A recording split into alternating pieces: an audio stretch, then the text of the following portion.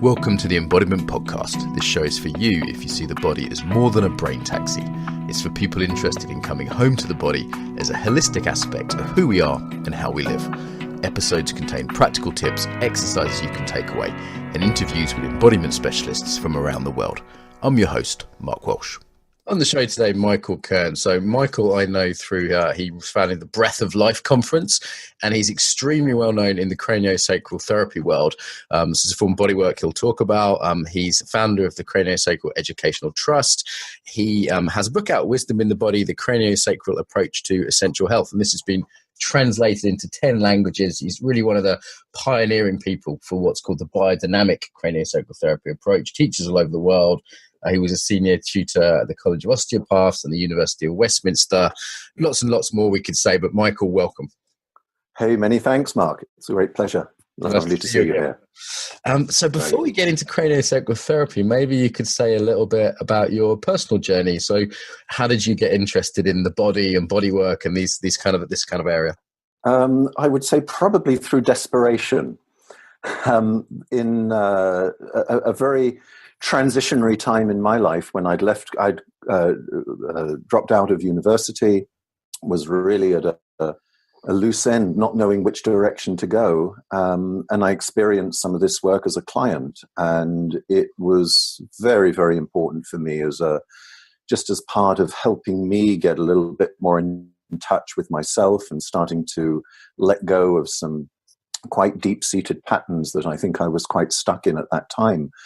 And from those experiences as a client, I started to train as a therapist, and initially in massage and shiatsu and some other forms of bodywork, and then decided to enroll on a 6-year program of osteopathy to learn to become an osteopath.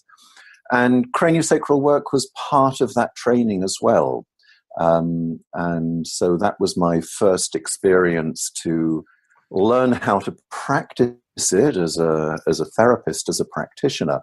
But it was always the part of osteopathy, it was always the part of bodywork that particularly spoke to me and that I found particularly effective and deep acting. So I really just kind of wanted to go deeper and deeper into this particular approach, but was very, very fortunate in those days. I had some fantastic mentors, people who really took me under their wing, encouraged me to practice, to teach, and what can I say? I'm still loving it 35 years later. Great. And you're very much in this world. Why don't we start with craniosacral therapy? I think it's getting better known, but I'm aware that not all the listeners may know what that is. Let's imagine you're at a party and someone says, hey, I've heard you're something called a craniosacral therapist. What is that? What would be your sort of quick response to that at a party? Yeah, it's a gentle, hands-on therapeutic approach. Basically, it works with subtle movements that take place in the body, subtle rhythms. The principle is that if these subtle movements, these subtle rhythms are expressing without restriction and without fragmentation, then that's a kind of a marker of a sign of good health and integration, both body and mind. So the work is about, it involves putting hands on, it's a light touch therapy, sensing how things are moving in the body and using light touch skills to try to help resolve any patterning and any places of inertia and fragmentation. Yeah, carry on. Yeah, I experienced a couple of sessions of it a few years back. Really enjoyed it, and I just remember how gentle it was. You know, I was used to massage being kind of elbows in the back and rolfing adjustments and things like that, deep tissue work. And I lay on the table, and the guy held my head, and it was very sort of soothing and gentle and non-invasive. And I thought, wow, this is a whole different possibility than that I was used to sort of stretching and pushing, and it was a very, very different experience than I'd ever had before. Absolutely. And I mean, this is part of the paradox, I think. I mean, in the old days, I think many of us used to think that if you wanted to go deeper, and have a deeper effect in the body, you have to really push more, get your elbows in, get your thumbs in, do all of that stretching. I think the opposite is very often the case, that actually the lighter your contact, the more you can sense and the deeper you can go. Because you then don't start to engage the body's defense system so much, the body's natural protective mechanisms. You can go right into what's underneath all of that and into really coming into contact with, we could say, the deeper forces, the deeper elements that hold our strain patterns and our conditioning patterns in place, and begin to work with it on that level. Yeah, there's a way in which the body just reacts to being yanked around, isn't it? I mean, I was in an Aikido class last night, and the teacher sort of said, look, if you move that abruptly, your partner's going to immediately resist. It's just a natural response the body has. And on an even more subtle level, that kind of gentleness enables those patterns of resistance not to kick in. Absolutely. And I think it's also a mistake to think of the body as just a mechanistic system where, by pulling and twisting and adjusting, that somehow things are going to change. In the approach of craniosacral work that I teach, that I work with, the emphasis is really on working with what's organizing the body, what's organizing us, what are the forces that are at play here, with the principle that if you can start to relate to what's holding things in place, at a fundamental level, and work at that level, then the changes that you can affect will be very deep acting and long lasting too. That makes sense to me, because there's this kind of, there's the structure of the body, but the body isn't just a lump, right? That's actually being actively created. So it makes way more sense to work with what's actively creating that, rather than the sort of the last part of that chain. Absolutely. And, as I intimated earlier, I mean, how we hold ourselves in our bodies is the result of a lot of different factors, a lot of different forces that are at play. There's the forces of health that are expressing through us.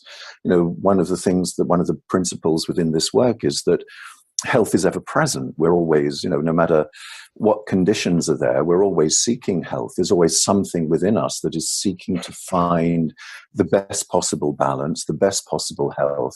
This goes right the way back to one of the principles of osteopathic treatment. Yeah, I think I've heard that. Craniosacral practice grew. But, we are essentially self-healing. But these self-healing forces, this is an active principle. This is not just, we could say, the absence of pain and distress. This is something that's really working through us at all times. So sorry, go on. Craniosacral practice, craniosacral practice is really about synchronizing to those forces, which are very often expressed in the form of rhythmic movements within the body, and supporting their expression. Great. I want to come back to the rhythmic movements in a minute. I'm definitely curious about that. How does that healing urge, and I've heard this with osteopaths before, this urge to heal, or that looking for health, is quite a different perspective than sort of looking for what's broken and needs fixing. I mean, let's get really practical there. So someone comes in, maybe they've got a stiff neck, they're stressed at work. What does that mean to say there's always health, or that the system's seeking health for that kind of, average client? I know there's no such thing, but if you imagine a sort of stressed person with a bad neck or a bad back coming in. Sure. I mean, I think there's a number of different ways of approaching this and looking at this, but perhaps one way to start is to look at the meaning of the word health and what health really means. In the Latin language, the word health and the word whole come from the same root. So if we're talking about finding health, we're also talking about finding wholeness. Now, there is never a time that we're not whole. There's many times in our lives where we don't experience our wholeness, when we don't experience our sense of integration. But that wholeness, experientially, we may have become fragmented from it. But it's always there. And there's always, we could say, an impulse or a bioenergy within us that is seeking a return of wholeness and integration. Now, in my experience and my understanding of the work, these kind of, we could describe this impulse to seek health, to seek wholeness, as a force that's operating within us. It's a force that is there right from the very start of life and continues as long as we're in a body. No matter what the conditions, no matter how sick, no matter how chronically unwell, how exhausted, how depressed, there's always something within us that is seeking the optimal health, the optimal balance. So as a craniosacral practitioner or as a biodynamic practitioner, one of the things that I would attempt to do is to orient to the wholeness of the patient who comes in. So not in my, let's say, in my hands-on connection, in my perceptual relationship to the patient, I'm not just looking at the patient as a mechanistic system of fragmented parts that may or may not be working, but I'm in a way sitting back, getting a sense of the wholeness and how these impulses, how these forces, we could say how these energies wish to express themselves through the wholeness of the patient, that will support that expression of health, most of which are very non-invasive. It's a little bit like, how can I say, in an everyday situation, let's say you've got you're holding some stress and tension and you're locked up and you're worried about a situation, you've got a deadline. And as an example, let's say you're all stressed out and meeting a deadline and full of tension in your head and your neck. Somebody may come along and just simply be there for you, put a hand on your back and say, "Hey, Mark, I'm here." Just that simple synchronicity, that simple act of presence, that simple, we could say, communication of being to being will very often allow your resolution. It will very often allow your body, your physiology to do whatever it is it wants to do. It's not the person who's doing that for you. It's this natural impulse within you seeking health and balance, which starts to be kind of set free. It starts to be given permission to work, start to be given the safety to work. So this is one of the fundamental principles within the practice.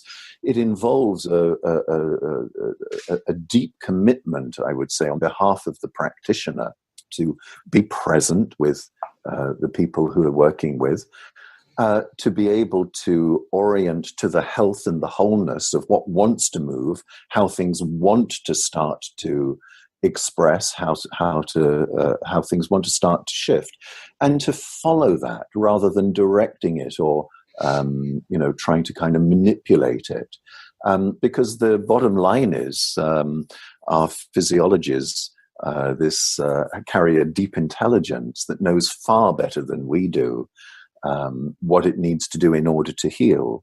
And as a practitioner, as a therapist, I would see my role as simply being somebody who comes into contact with that, supports that, and even gently facilitates that where it's needed.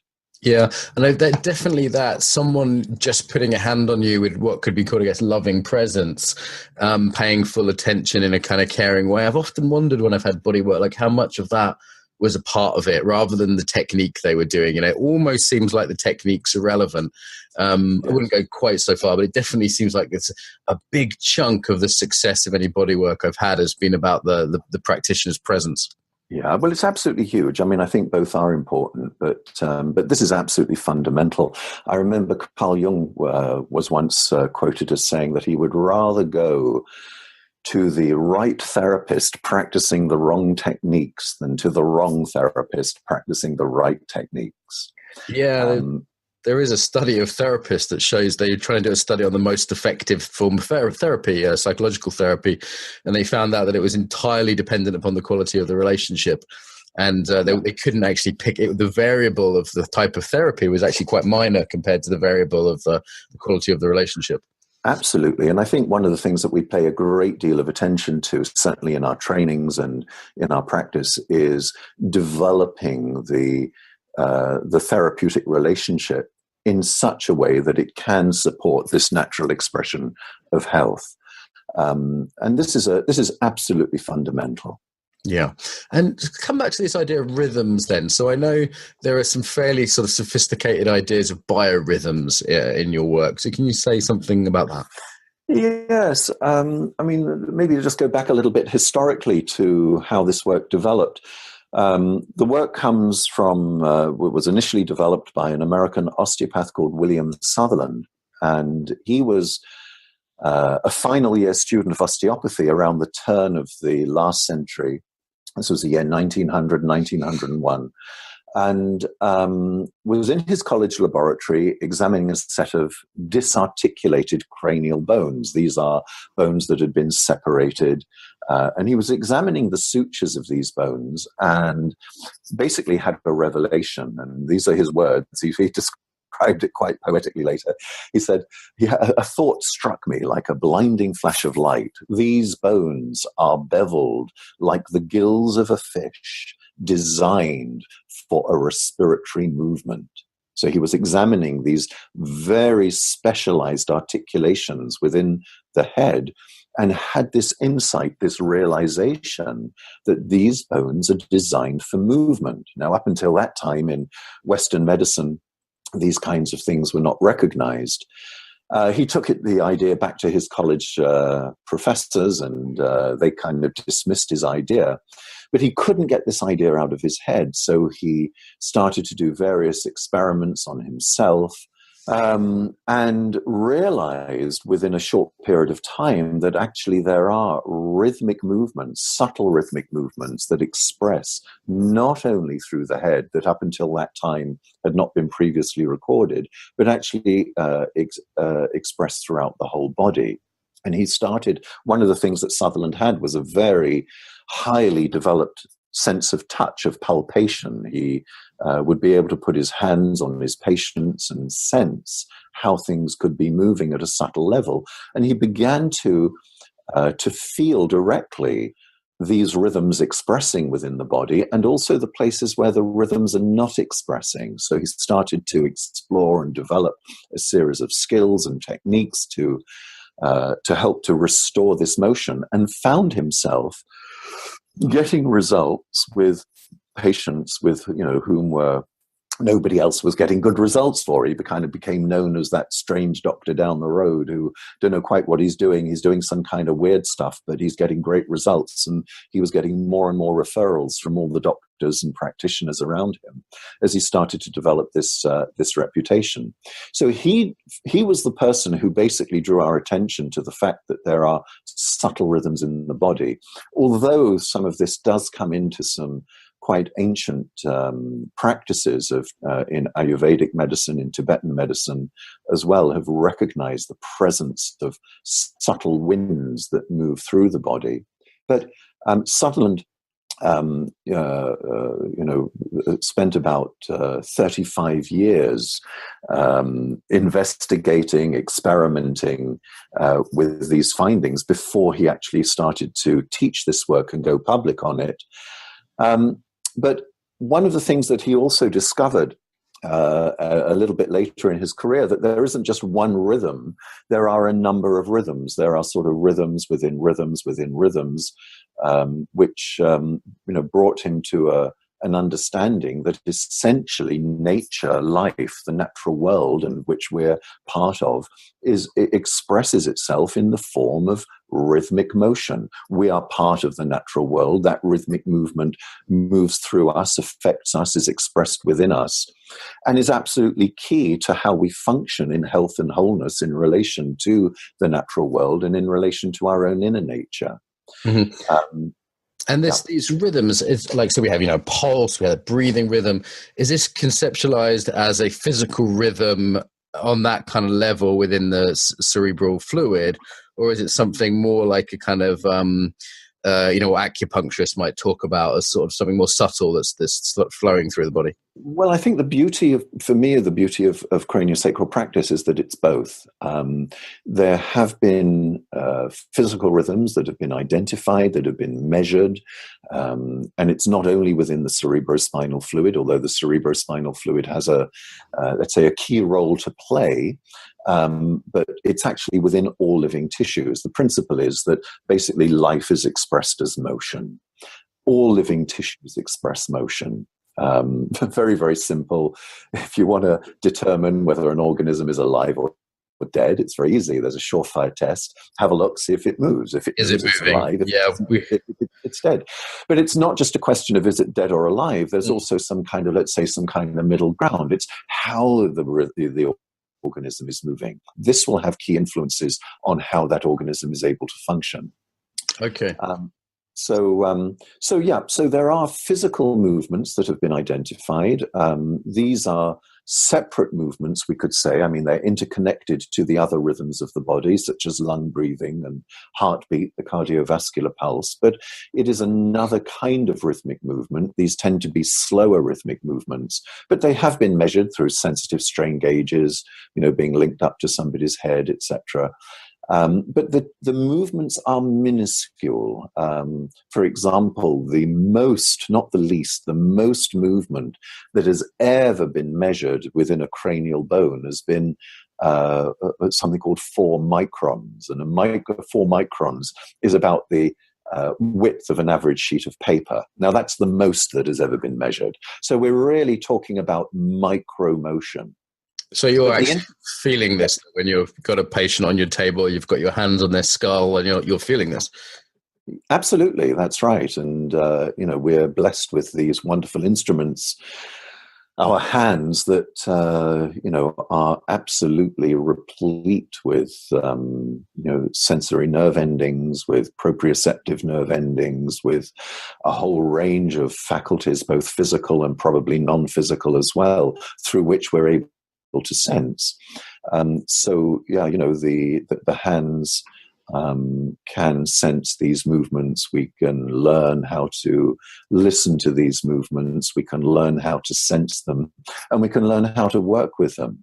Now, just coming back to your earlier point, Mark, is you were asking, is this similar to the kind of Chinese, concept of subtle energy or qi, or is this a purely physical rhythm? And I said, well, it's both. One of the things that Sutherland asked from a very early stage, he wanted to investigate, is what is it that's driving these rhythmic movements that he was feeling, that he was working with. And he came up with a whole bunch of thoughts, a whole bunch of ideas. Many of these ideas are still being, considered and debated within the profession. But he came to a very, very simple conclusion, which I think is simple but profound, that the rhythms themselves are driven by none other than the force of life, the life force itself. He used a terminology from his tradition. He called it the breath of life. But it is basically this impulse of life that moves through all living organisms, that differentiates us from a corpse. And that this is, if you like, the fundamental driver, mover within the system. And how these subtle forces are being expressed through the body. They generate cellular movement. They generate movement within the tissues. But essentially, we could say this is we're looking at what's behind this, what's driving this. This is a subtle force. This is a subtle potency. This is an energy, although I hesitate to use that word. That's essentially what's essentially moving us, which we could say this is what we're really working with at a fundamental level. But we're working with one of the differences between this work and, let's say, other forms of so-called energy therapy is that we're working with how these forces are expressed at a physiological level.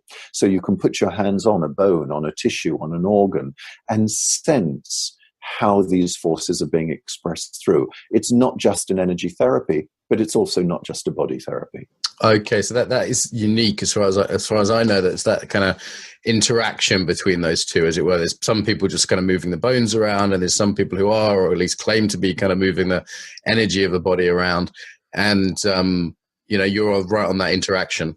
Absolutely. And I think is also a deep acknowledgement of the role of the mind in here as well, that, of course, we're never just a body and we're never just energy. There's also the being, the consciousness of the person who's dwelling within. So, when I earlier on, I was looking at, referring to how in this practice we try to orient to the whole person, then I think this work gives us some very kind of good handles onto how to do that, both body, mind, and energy. That it's and really looking at how this interface, how we interface, within all these different elements and parts of ourselves. And is there anything it's particularly good for? Because I find myself, like many people today, kind of going, wow, there's loads of approaches and they all look like they're good. And I know it also depends on the teacher and my dispositions. There's so many factors. But are there any things particularly you find craniosacral very good at that maybe aren't so well handled elsewhere? Well, I'm going to come back to a little bit of a principle just before I, try to answer the question.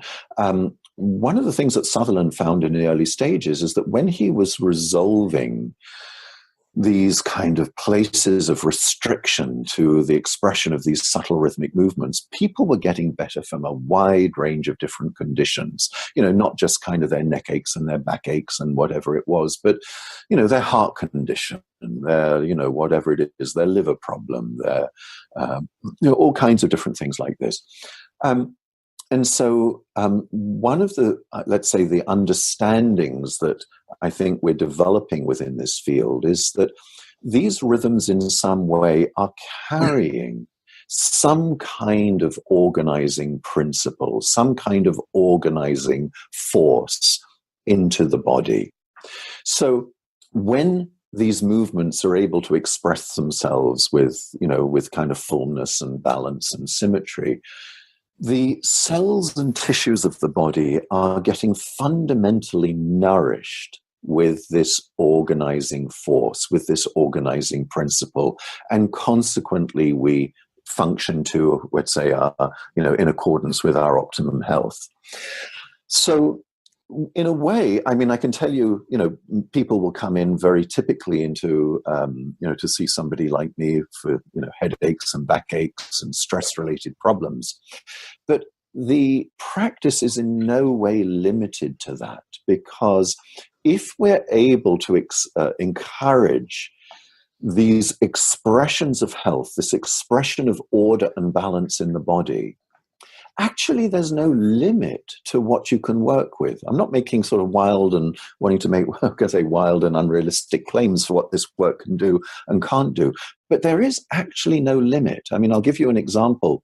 Maybe I'll give you a few examples. But not so long ago, I had a lady come to see me. She had some kind of neck pain, some headaches, and I did some work at the base of her head. I found that the area around the base of her skull was quite held and quite tight and expressing quite a lot of stress and strain. One of the other symptoms that she had was quite active raw eczema, red skin, itchy skin, very, very unpleasant. It's not why she came to see me. She came to see me because she had some discomfort, in her neck and head. But working in that area of the body managed to help her brainstem to start to slow down, start to settle, and start to let go. As that happened, there was a beautiful expression of rhythmic movement throughout her whole body. It was like her whole body just kind of dropped and let go and took a breath. And she got off the table and, felt a lot better. She called me the next day and said, Michael, I can't believe it. My eczema has gone. This was eczema that had been around for, months in a very active way. So there was something, in helping her system to reconnect to health, helped her skin condition. But would I get, so in a way what I'm saying, I'm not saying, well, you don't think of craniosacral therapy as being useful for skin conditions. Sure. But what I'm saying is you never know. You never really know how anybody is going to respond and, what might be possible. And certainly in my many years of practice, I've seen people, having extraordinary recoveries and, from things like cancer, from things like, living with HIV, optimizing their health within some conditions that are supposedly incurable diseases. But these people find a way to reconnect to something inside them. And, and I think this work has been a great, an important help and support for them to do that. Which has enabled them to very often resolve quite chronic health conditions. So, typically, as I say, People will come for a range of musculoskeletal problems. The work has become also very widely known in the treatment of babies and young children, particularly after difficult births, birth trauma, also when babies are not thriving or experiencing some difficulty. But the bottom line is that if you increase the expression of health, if you reconnect somebody to an aspect of their fundamental health, anything is possible. Great. Thank you, Michael. I think that's given people a really beautiful and articulate introduction to the area. So, I just encourage listeners as well to have a session for themselves because it's so gentle. I, don't see any risk in that for anyone. And it's something that's worth experiencing. Sort of segueing to the Breath of Life conference. The other thing I experienced at that conference was a lot of very gentle people. And I wondered if it was the embodiment of doing this gentle sort of touch practice all the time. I had a stall at your conference, and my dad had died not long before the conference, and I was thinking I'd probably just going to set up the stall and then leave. I was thinking, I don't really want to be talking to strangers for 2 days, And actually, I got there, and I kind of just felt the general atmosphere. And it was just really pleasant. Now, not everyone there, of course, is a craniosacral therapist, but quite a lot were. I'd say maybe 70 or 80% of people I talked to. And I thought, wow, this practice has had a really profound influence on the embodiment. We don't always think of this, the embodiment of the practitioner, not just, and of course, there's potentially a cause and effect thing with who becomes a practitioner. And I think of the guy I know, Steve Lane in Brighton, who does it, and he's got a very gentle manner too. And I'm wondering if bodywork actually affects the people doing it as much as the people receiving it. Oh, well, absolutely. This is, what can I say? This is not a technique that you just do to somebody else. It's not a mechanistic technique. It's something that you have to really start with yourself. And this is something that we do pay a great deal of attention to on the trainings when we're training people how to do this. Very often it starts with getting in touch with yourself, getting in touch with your own sense of ease, your own sense of wholeness, but also your own sense of presence, your own sense of embodiment, and then working from that place. So, for me, what can I say? I don't think it's possible to do this practice effectively without a clear commitment to work with yourself. Yeah. It kind of starts with yourself. That's the foundation. And from that place, you can begin to work with others. But what it also means within the therapeutic relationship is that, it's not just a question of the practitioner being the expert treating the patient. It's a question of the practitioner being participatory in this therapeutic session and being willing to work with this patient, being willing to stay with this patient with whatever it is that's moving through them, which is often quite difficult, as you can appreciate. Some of us carry a huge amount of trauma, a huge amount of stress, unresolved experiences, which, have their, roots deeply in our history or in our early life. And so, how can we stay present with that? Well, the only way we can do it is by staying present with ourselves and with our own histories and with our own stories. Otherwise, it's just not possible to do. You can practice mechanistic techniques to people if, without addressing your own, whatever it is, your own dynamics, your own tendencies, but not if you want to work at a deeper level. Yeah, it does strike me as a very embodied form of bodywork. Not all bodywork is embodied, both in terms of not realizing that's a relationship and that the being of a practitioner is absolutely key, and them doing their own personal work and their own habits coming out, maybe inhibiting those. I used to work on farms. You'd see that, people would become very earthy who'd worked in the land, and sometimes, we become our material as well. There's the woodworkers who become very wooden, and then the stonemasons who are kind of almost like rock-like, and it's we got to be, I think, as well as people who are touching a lot of bodies, like sometimes, yes, we're in relationship, but also we're not picking up on that in terms of kind of vicarious trauma, for example. If I'm working with a group of soldiers for a few days, by the end of it, it can be quite like, whoa, I noticed when I was in Sierra Leone, my own system started going into hyperarousal. And it's like, okay, I need to work much harder to self-regulate here.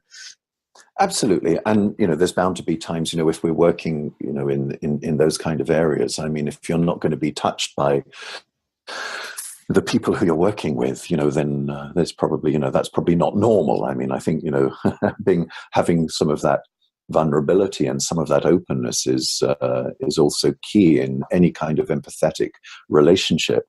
But I think one of there is I would say an inherent safety mechanism, which is certainly something that we're developing in craniosacral practice, but I think it's probably true for all kinds of practices, and it comes back to this notion of orienting to health and wholeness.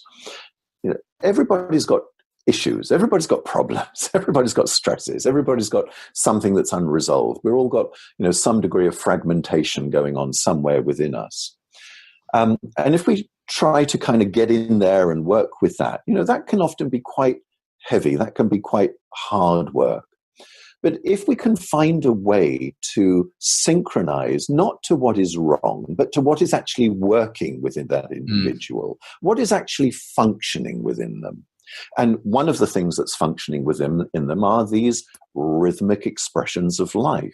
So if we can synchronize to what's actually working, we can synchronize to, this whole person, not just their fragmented experience. Tuning into what's healthy.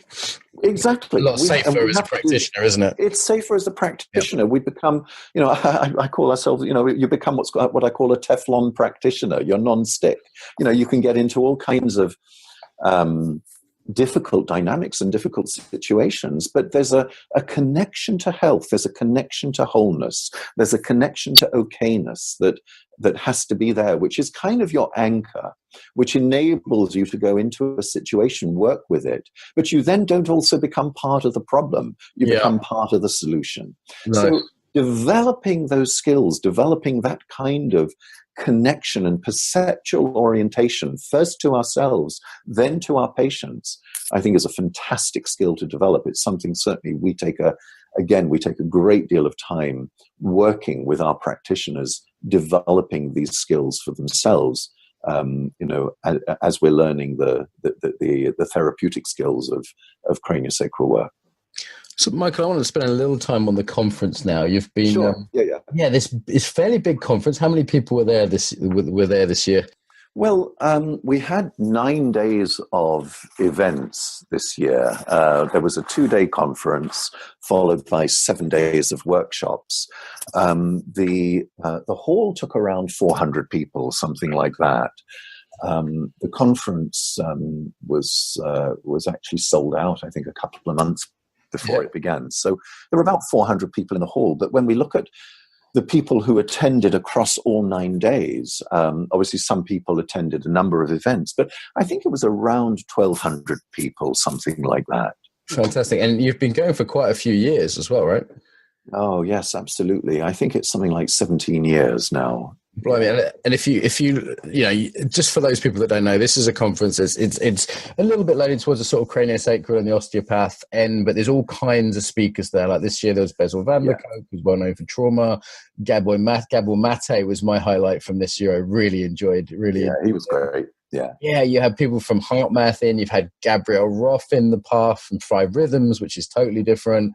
Who else? What other sort of big name speakers have you had over the years? Oh, goodness me. Well, the idea that, as you say, the conference is initially it was something that we created to give the craniosacral profession a kind of an international conference where practitioners could come together. But one of the things that I wanted to do right from the very start was to make the conference eclectic. For me, I think this is what happens with a lot of professions is that they kind of get very insular. They do their own little thing. And, consequently, can kind of limit themselves and limit what we can learn and what we can develop, because there's people in all kinds of walks of life who are developing great work. So I really wanted to bring in some of the pioneers of body-mind approaches right from the start, not just within craniosacral work. So, oh, goodness me, we've had people like Stanley Hellerman, one of the great body psychotherapists. We had Gerda Boyson, who came and gave a presentation, who developed a practice called Biodynamic Psychotherapy, Biodynamic Massage. We've had people like Dan Siegel, Peter Levine from the trauma work, Bessel van der Kolk, as you mentioned. Marshall Rosenberg. I'm looking through the list here. Absolutely. Emily Conrad, the late Emily Conrad, developer of Continuum. We had Bonnie Bainbridge-Cohen. Oh, she was fantastic. I saw her one year. Yeah. Yeah, absolutely. And Stephen Porges, who's developed a wonderfully new perspective on how the autonomic nervous system functions. So it's been a very kind of eclectic group of practitioners, both therapists within the field as well as researchers, as well as people from allied fields. So that's I'm very, very happy to to be able to kind of bring these people together under one roof, because the conferences have provided a fantastic forum for exchanging ideas and just to kind of developing new perspectives, not only within our field, but I think within the whole embodiment and body-mind field. Yeah, it's the nearest there is to an embodiment or body-mind conference in the UK. I don't know another one in Europe that's quite so broad. I think it's a real gift to people, and a hell of an organizational job as well. I remember your sort of team of blue shirts this year running around helping. It's a heck of a piece of work to put it together, I imagine. It's a heck of a piece of work, and it's not something that we do all the time. Yeah. We don't yet have a date for our new conference, our next one. I think we'll probably start to look at that soon. But because it's such a huge piece of work, it's not something that we can do every year or even every 2 years. We weren't doing them every 2 years to begin with, but there was a bit of a longer gap between the last conference and the one before. We're all doing other things. We've all got day jobs as well. So I have a young student. A young student of mine who's very keen to make an embodiment conference or festival. So maybe put us in touch with you on, if you synchronize it with years, you're not doing your one, it might make sense, because I think people love it, but it's so much work to do, isn't it? It's pretty much a full-time job. And I know people who run conferences like this size, and that is their job all year. That's what they do. So absolutely. Yes. And I know it's impossible, and I'm not going to ask you a horrible question like who was the best, but are there any sort of personal standout moments for you, or kind of things that you go, wow, that actually really changed my work, or that really personally touched me? Is there anything like that over the years that it'd be nice to hear a couple of those kind of stories? Well, I think there's been a number for me, and I think one of course, I'm in a very fortunate position in that I do I work together on the conference with a colleague of mine, a lady called Jane Shaw. But one of the things that we basically want to do is we invite the speakers who we want to hear. Yeah. So, I get the opportunity to listen to the people who have brought me something and developed new perspectives that have changed and influenced my way of working and my way of being as well. And I think that over the years, I know in our very first conference, we had Peter Levine coming, and it was one of the first things he ever did in the UK. But it really helped to bring his perspective on trauma work and a body-oriented approach to resolving trauma into the awareness of a wider group of practitioners, particularly within the craniosacral and osteopathic field, but not only. So, that was a great pleasure. We've hosted Peter at a number of different conferences and a number of different workshops over the years. And trauma's sort of a hot topic now. It's like everyone's talking about trauma. The idea of the body being involved in trauma is common sense. But, when I first came across that idea 10 years ago, that was a minority view. It was the talk therapies was still, until Bessel van der Kolk wrote The Body Keeps the Score, and people like Babette Rothschild and Peter Levine. I'm probably do a special episode on this podcast just about trauma with some, talking about some of these guys' work. But that was quite pioneering at the time, wasn't it? It was new to bring that work, particularly to a wide audience. That is correct. That's right. And, I think in some ways the conferences have helped to be, they've been instrumental in that, by, giving a platform for, the extraordinary developments of the people who you've just mentioned, who, their work, their developments, bringing it to a wider audience of practitioners.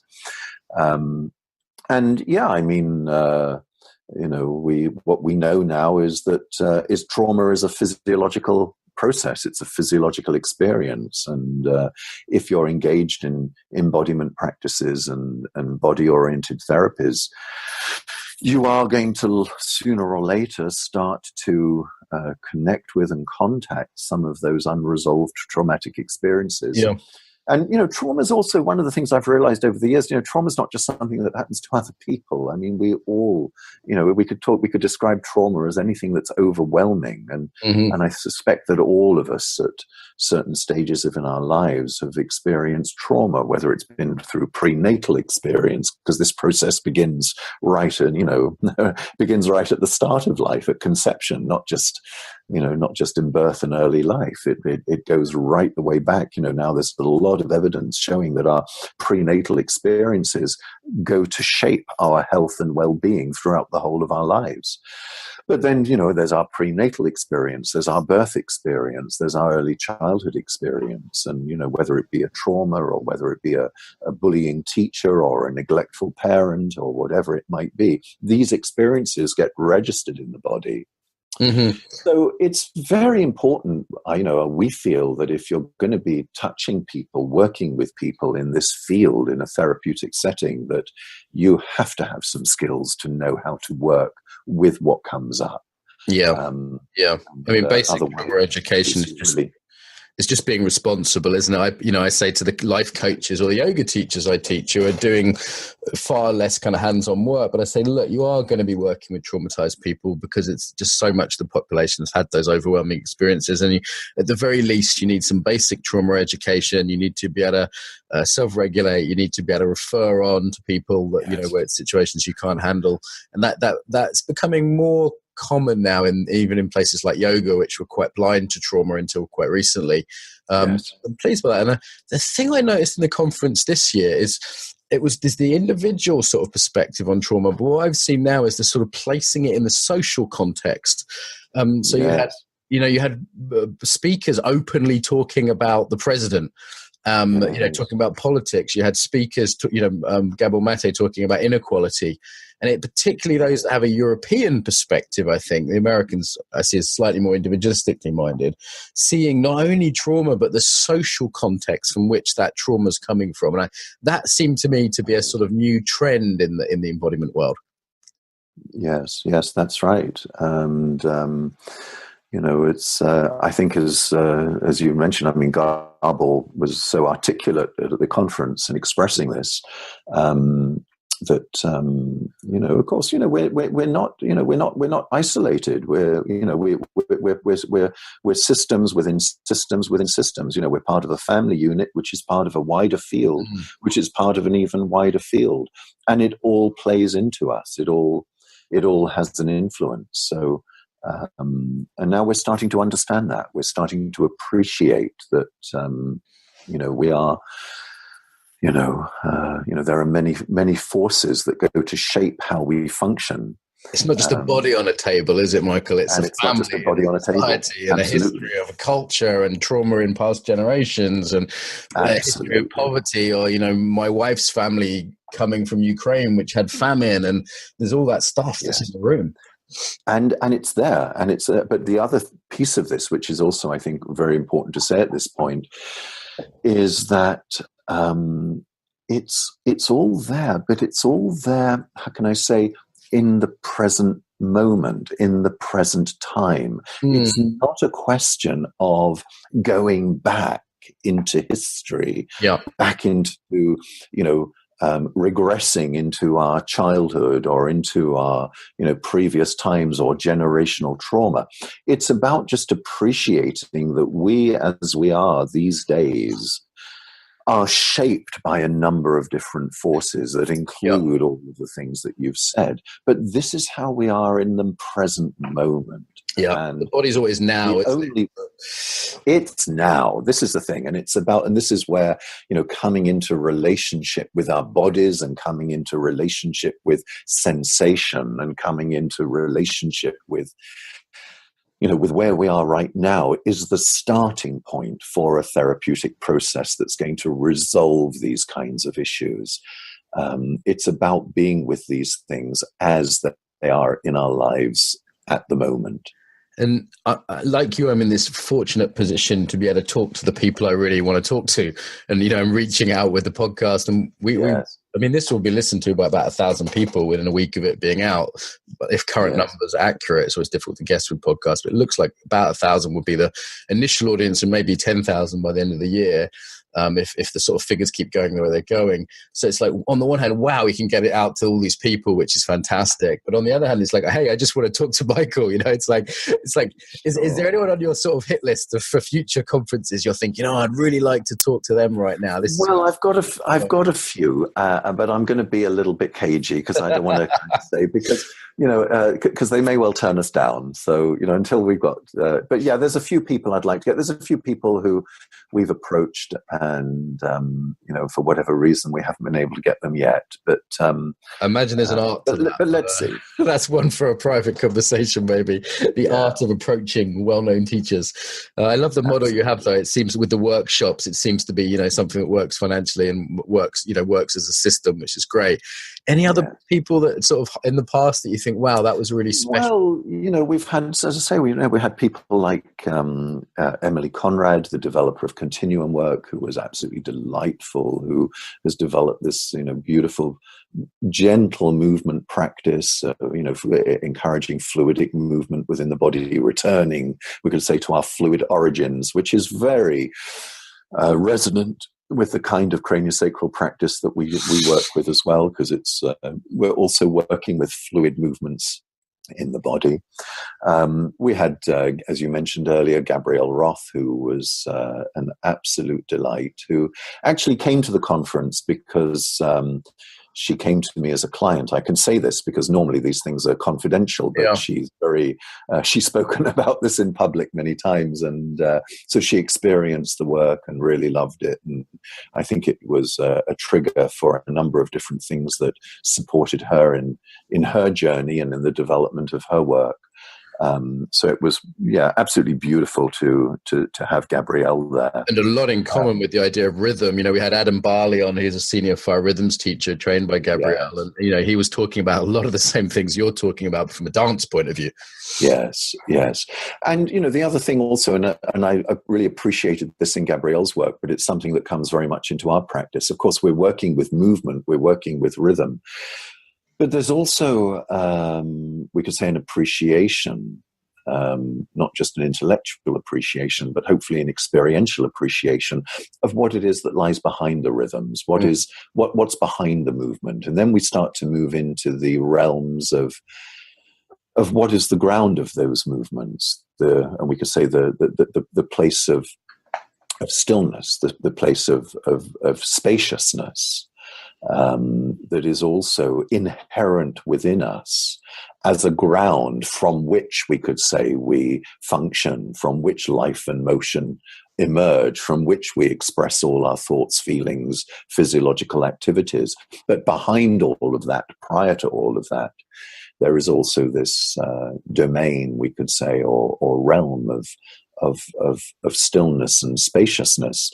And one of the things that is I think also I'd like to say a kind of key principle within biodynamic craniosacral practice is that there is a connection, but there is let's say a connection between how we're able to reconnect to that which is behind all of our activities and those activities themselves. So many of us in our daily lives, we lose all touch with, our sense of deep stillness or our sense of deep being. And as a result, we just don't reset, we don't recharge. We're just constantly in the cycle of stress, activity, etc., etc. And, a huge part of the therapeutic practice can be just to reestablish, just to get people to slow down and reestablish a connection to their sense of inner stillness and inner spaciousness, not just the movements that are taking place. And again, when we do that, things begin to shift, things begin to change. You start to see people changing, not just mentally and emotionally, but physiologically as well. So anyway, I loved that part. Gabrielle had that element. She had that awareness, which she articulated very beautifully.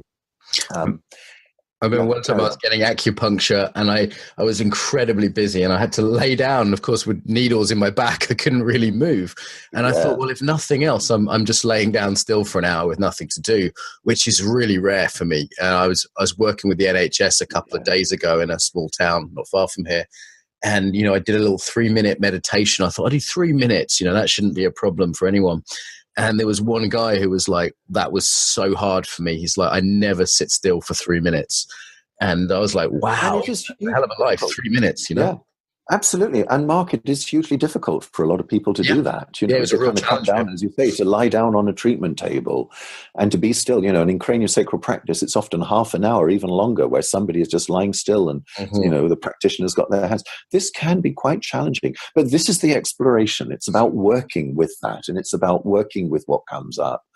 But if we can begin to slow down, we can begin to then synchronize to those deeper, slower movements that take place within us and take place within the natural world around us, which helps us to reconnect to who we are at a deeper level inside.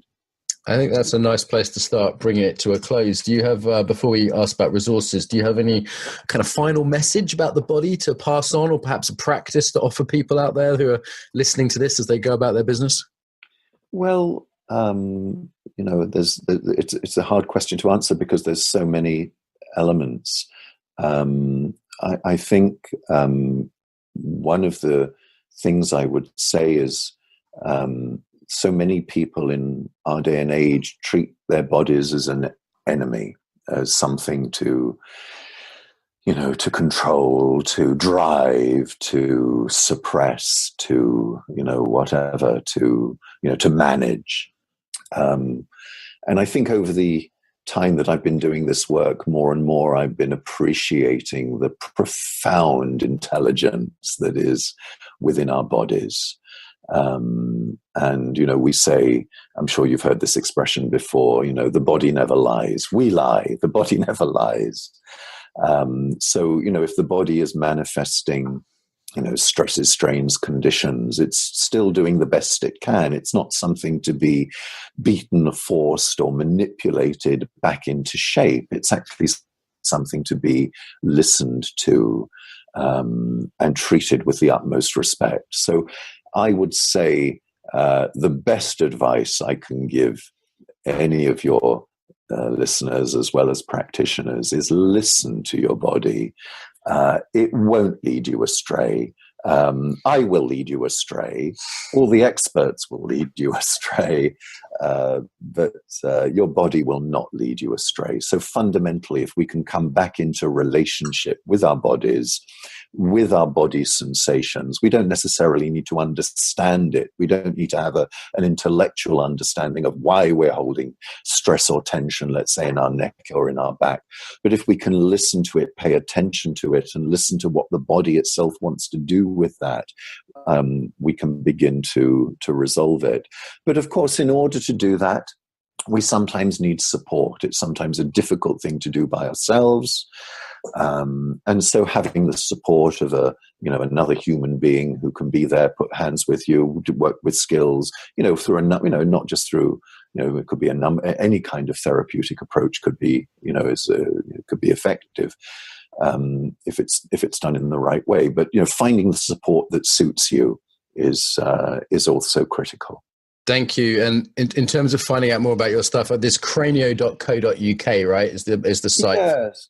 Craniotherapy. Yeah, that's right. Well, I have a training school in London. It's called the Craniosacral Therapy Educational Trust. We run courses. It's a 2-year course in biodynamic craniosacral therapy, 2-year part-time course. We have a foundation course called Living Anatomy, which is an experiential, body-oriented approach to learning anatomy and physiology. As you're probably aware, learning anatomy and physiology is very often a dry and boring, two-dimensional topic the way it's taught. But we really try and teach this in an experiential way, in an exploratory way, in a creative way. We have a lot of advanced courses for existing craniosacral practitioners, but we also do, usually a few times a year, I run introductory weekends that are open to all. So if any of your listeners want to come along, they can find out details of our intro weekends there, whether or not people are training to be as a practitioner or just come and experience the work. We do a number of practice sessions over the weekends that will give people a pretty good sense of what this work is about, which they may just want to find out of interest, or because they're looking at doing some training. It doesn't really, it's open to all. So all of that information is on the website, which is www.cranio.co.uk. And I'll put that link up as well. So if people are accessing this online, they'll have a direct link to it if they're accessing it on the main, the Embodiment podcast site. Also with the Breath of Life Conference.co.uk. I was just about to say, absolutely. So there's also the Breath of Life Conference, which is breathoflifeconference.co.uk. And also on the conference web pages, there are links to getting DVD video recordings of the different presentations. So if there are particular speakers that people want to listen to, then they can order that. We don't organize the distribution of it, but there is a film company who deals with all of that, and all of the links are on there if people want to get the recordings. Michael, thank you very much for joining us today. It's been a great pleasure, Mark. It's a real pleasure to speak with you, and I do wish you well. And anyway, it'd be lovely to continue the conversation at some point. I've enjoyed it, and I hope there's been something of benefit. If you enjoyed this episode, subscribe to get more. If you'd like to help us build the Embodied Tribe, leave a review on iTunes or share this on your social media. If you're interested in training globally, sign up to receive the newsletter at embodiedfacilitator.com. Until next time, welcome home to the body.